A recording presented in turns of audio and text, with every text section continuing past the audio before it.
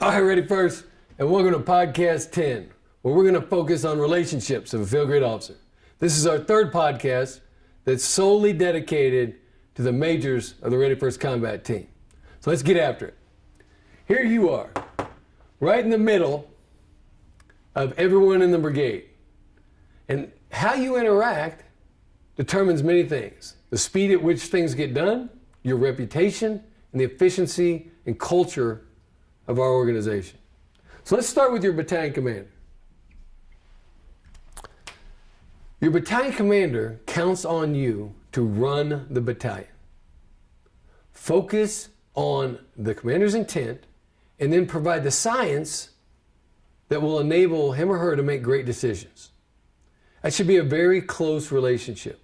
You should feel comfortable going in, communicating to get a decision, inform, or gain guidance on a matter. And there's an incredible amount of trust between the two of you. So continue to work towards that relationship of trust, and you're going to enable the entire battalion, or if you're on brigade staff, the entire brigade to be successful. Now, Command Sergeant Majors. A little known fact, the Command Sergeant Major is not in every meeting that you are. You have to inform the Command Sergeant Major. And frankly, I find it insulting for a major to bring something to a commander that hasn't been run through the senior NCO of the organization. It's professional courtesy, and Command Sergeant Majors provide particular insight to an operation, and they've probably done it 2 or 3 times more often than you have. So make sure that that relationship is open and honest. Next, Command Sergeant Majors are not staff officers. So when the Sergeant Major says, I have this issue, you need to clarify, what does that mean, Sergeant Major? Are you going to personally close the deal? Or are you going to pass this through non-commissioned officer channels to a staff NCO who then in turn is going to close the deal? And it's not nuanced, it's right there in your face.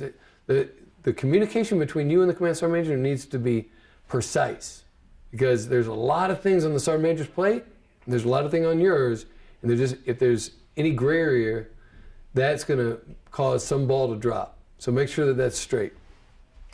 Next, your relationship with me. Look, I just want you to be candid, I want you to be professional, and I want you to be the best officer that you can be. I trust you without question. You don't have to earn my trust. You're a major in the United States Army. I give it to you freely. And I feel that I have to earn your trust every day. But if I'm breaking trust, then you need to be candid and tell me.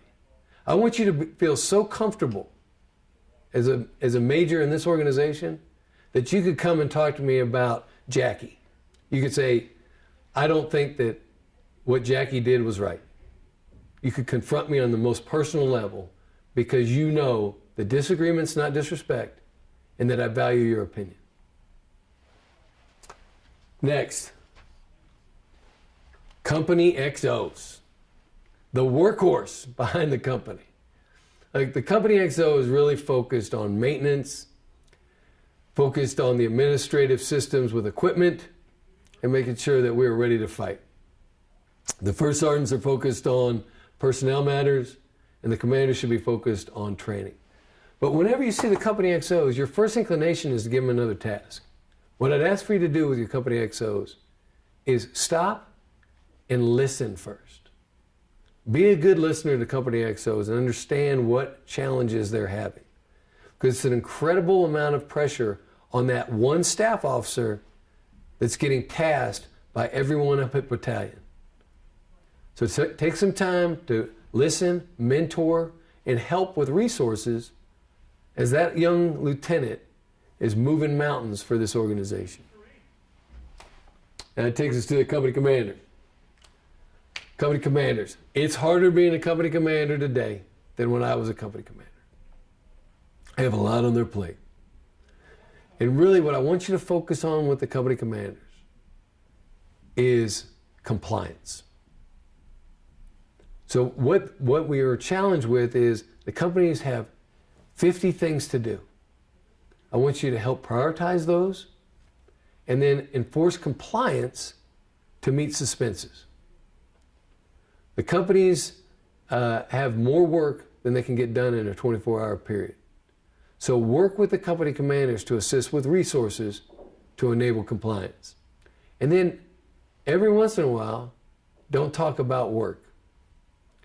Company commanders look at you and they think that it's not a lot of fun to be in the Army as a major. And I find that to be untrue. I had a great time as a battalion, Brigade 3, Brigade XO, because I enjoyed the people around me. Now sometimes it's long hours, but let's make sure that this company commander understands that being a major in the Rated First Combat Team, while it's hard work, is still valuable and that it can be enjoyable. Lieutenants. If you don't enjoy lieutenants, you may be in the wrong business. They are absolutely just the joy of my day whenever I see a young lieutenant doing his or her best. They're focused, they want to do well. They don't show up at work thinking they're going to screw something up today, but they're learning, they're malleable. So put your arm around them, help them out, give them some experience, and then develop them to be company commanders. Because contrary to popular belief, the responsibility to train company commanders does not rest with TRADOC. It rests with us.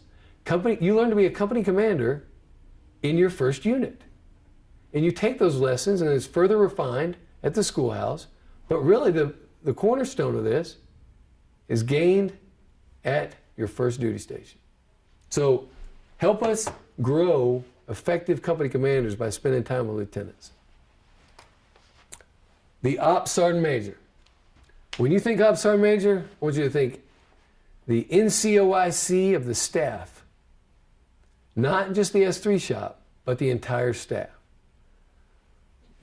Every one of our Ops Sergeant Majors has big, broad shoulders, can carry an incredible amount of load. So we're quick to put things on that load, but every once in a while, what I want you to do as a major is see what you can take off of it. Help through prioritization, determine what can be removed from the Ops Sergeant Major. But don't hesitate to continue to give the Ops Sergeant Major meaningful tasks that's going to better our organization. The brigade staff. Oh, those guys up at brigade, they don't understand the fight. The brigade staff is executing my intent. Sometimes they get out of line. They don't go through the 3 shop to task you. They call down directly to a company by accident or on purpose. And what I want you to do is help me and help them by allowing us to see ourselves.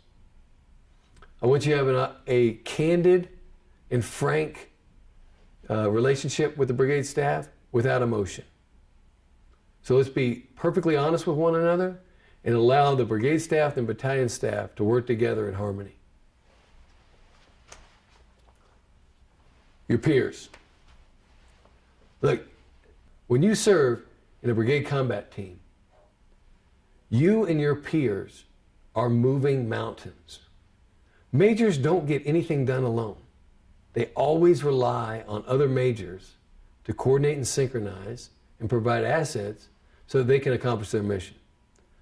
So take the time to get to know your peers, spend time with them, be frank, and more than anything, be a good friend, be a good officer, and be a good leader by developing a quality relationship with the other majors in this organization.